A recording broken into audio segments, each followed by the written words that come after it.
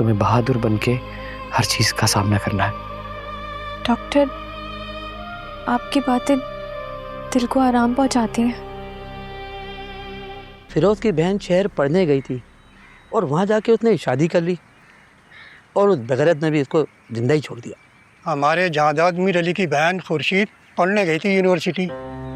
जैसे गई थी वैसे इज्जत बचा के वापस आ गई अपने गांव। चाहती तो वो वहाँ शादी कर लेती। ऐसा तो नहीं कि लड़कियाँ पढ़ने नहीं जाती, जाती हैं, मगर अपने ख़ानदान की इज्जत बचाना जानती है और ख़ानदान के किसी मर्द में दम होना चाहिए। हाँ जी, चले।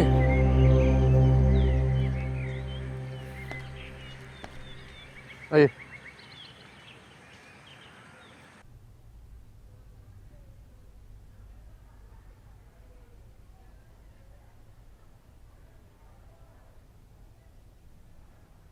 पैसों का बंदोबस्त हो गया। बस जैसे ही मेरे अकाउंट में आते हैं मैं हॉस्पिटल में जमा करवा दूंगा। है? अब बाबा का दिल ठीक हो जाएगा? कोशिश करेंगे पूरी। डॉक्टर, बाबा मेरी वजह से बीमार हुए हैं ना? ऐसा हरगिज कुछ नहीं है। तुम तो इतनी अच्छी बेटी हो, अपने बाप के लिए इतनी दुआएं कर रही हो। वैसे नाम क्या है तुम्हारा?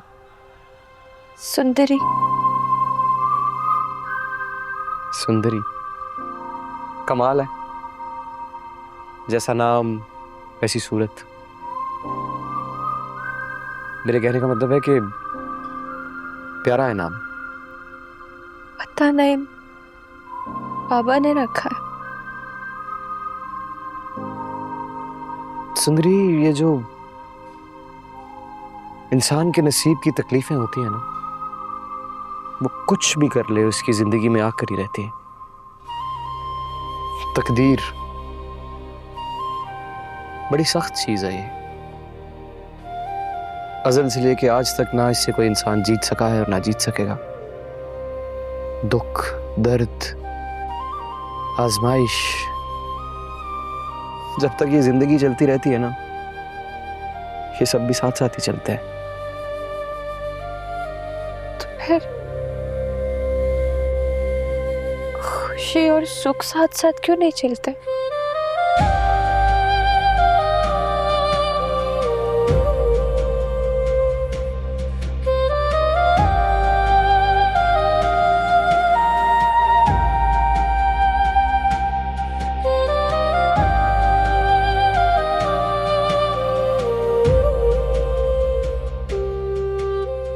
डॉक्टर,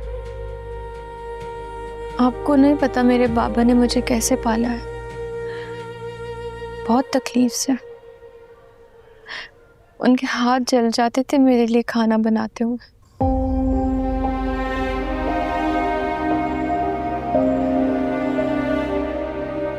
माँ बनकर मेरे कपड़े धोते थे।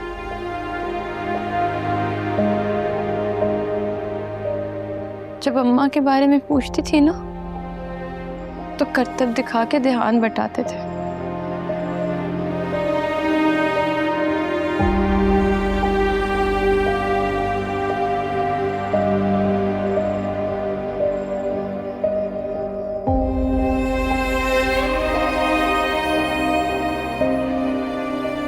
मुझे मेरे बाबा चाहिए डॉक्टर। अब ख्याल रखने की बारी ना मेरी है।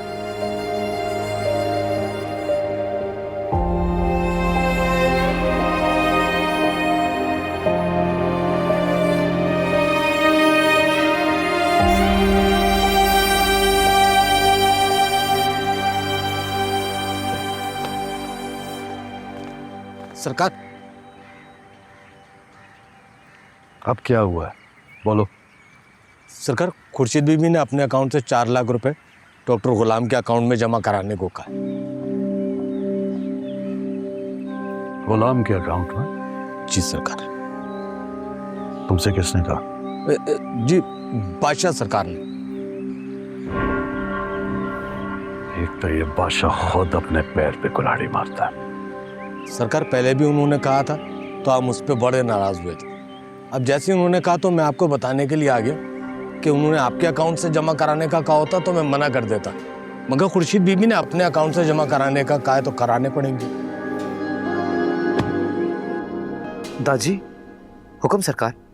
ये बताओ, ये तुमने क्या लाखों रुपए मांगने का नया सिलसिला शुरू कर दिया है? मैंने? हाँ तुमने। क्यों मांगे थे 4 लाख? हक से।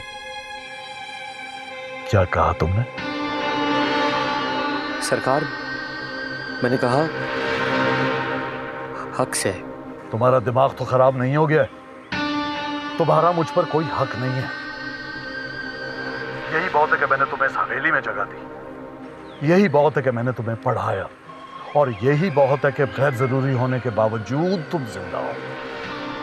सरकार, वो बादशाह ने मुझसे खुद कहा था कि अगर कभी किसी मरीज को पैसों की जरूरत हो तो मुझे फोन करके बता देना, बस यही किया मैंने। हाँ ठीक है ठीक है, आइंदा कभी पैसों की जरूरत हो तो मुझसे मांगो, बादशाह से नहीं। और हाँ, एक बात कान खोल कर सुन लो, मेरे सामने आइंदा कभी दोबारा हक की बात की ना तो अपनी मां का फर्ज निभाने के लिए जिंदा नहीं बचोगे। इस बात को अपने पल्ले से बांध लो।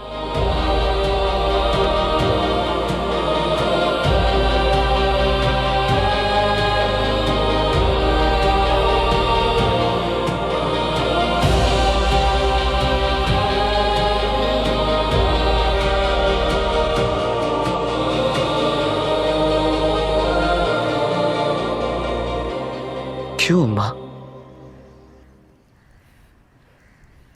क्यों मेरा बाप मेरे सर पे हाथ रखने के लिए मौजूद नहीं है? क्यों ये पूरा जमाना नाजायज कह के पुकारता है तेरे बेटे को? क्यों उन्हें तू नजर नहीं आती? क्यों उन्हें तेरा निकाहनामा दिखाई नहीं देता?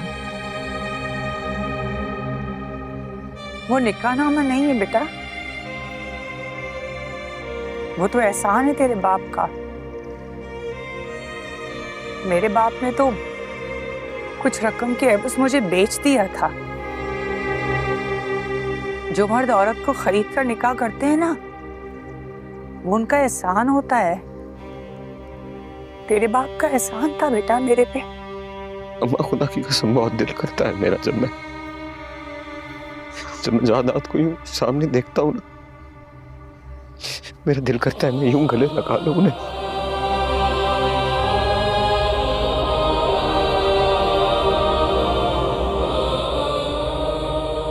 जरूरी नहीं है जो दिल चाहे वो इंसान को करने की इजाजत भी हो।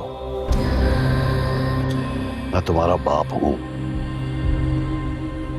और मेरे ख्याल में तुम्हारे बाप होने के तमाम फराइज मैंने बखूबी अदा किए।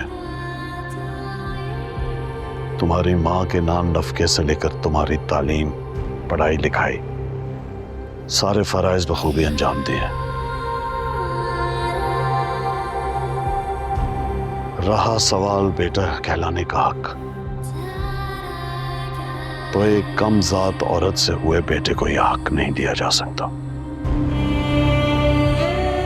क्योंकि यह हक देने के लिए माँ और बाप का हसब नसब देखा जाता है।